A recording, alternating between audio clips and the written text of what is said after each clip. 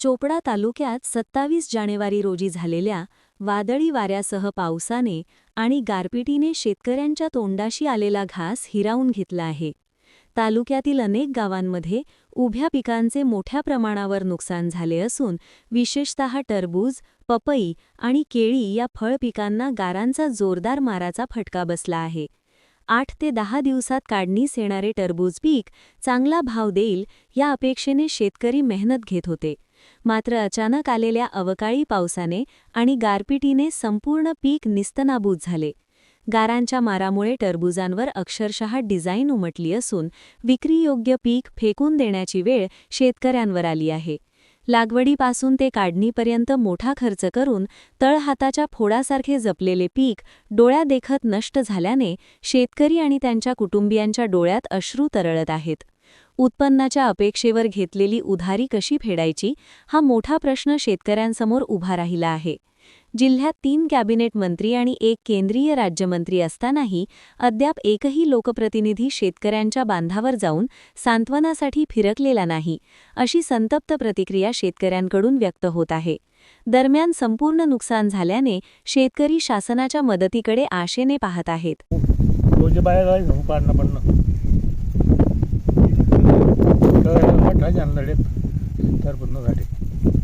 नुकसान जे काय नाही आधी वार मग इच्छा होती नाही पण पूर्ण तरी पण इच्छा होई नाही आम्ही आली त्या खाली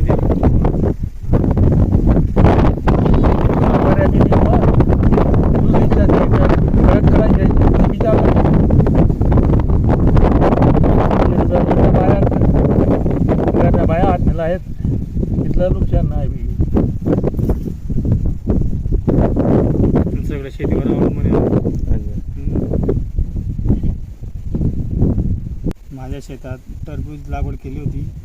क्षेत्र हे 2 एकर होतं. त्याच्यात गारपीट आणि वादळी पाऊस पाणी वारा असल्यामुळे सगळं शेताचं नुकसान झालं. जे पीक होतं ते निस्तनाबूत झालं पाण्यामुळे किंवा गारपीटमुळे. किती दिवसात निघणार होते ते टरबूज? माझं टरबूज फक्त मोजून 10 ते 15 दिवस लागणार होते. किती खर्च झालेला आहे त्याच्यावर? कमीत माझ्या क्षेत्राला 1.5 ते 2 लाख रुपये खर्च झाला होता. अच्छा, म्हणजे त्याचा पंचनामा वगैरे झाला आहे का? पंचनामा करायला आले ते पाहून गेले. बरं, माझा त्याच शेतात परत टरबूजचं रोप लागवड केली का? हो, आता पर्याय दुसरा नव्हता म्हणून आम्ही नवीन रोप आणलं आणि ते बीजरोपण केलं. अच्छा, 1 ते 1.5 लाखाचं नुकसान झालेलं आहे. हो हो. तर शासनाकडनं काय अपेक्षा आपली? शासनाने काय त्यांनी आम्ही नुकसान आमची इच्छा आहे. अच्छा, जास्त म्हणजे जेवढा खर्च लागलेला तेवढा त्यांनी मोबदला म्हणून त्यांनी नुकसान भरपाई द्यावी द्यावी. म्हणजे शेतकरी कुठेतरी अडचणीतून बाहेर निघेल. आणि सगळं उचलचे भाड्याचे शेती असं.